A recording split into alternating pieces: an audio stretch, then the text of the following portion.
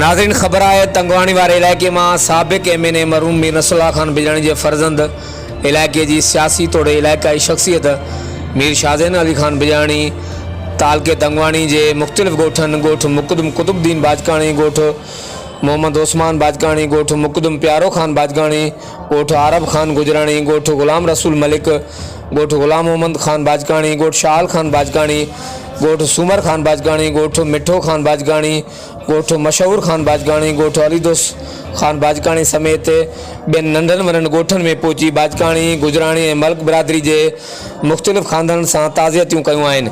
इन मौके पर मीर शाहज़ैन खान बिजाणी जो चवण हो तो ये असो इलाइक़ो है, मुझी कोशिश होंगी है तो अवां जी शादियुनि तोड़े गमिन में बर वक्त शामिल थी सघां। उनजो वधीक चवण हो तो इलाइक़े जी अवाम लाइ मुंहिंजा दरवाज़ा हमेशा खुलियल आहिनि। मुझे वालिद मरहूम भी बिना फ़र्क़ के इन इलाइक़े के माण्हुनि जी ख़िदमत कई।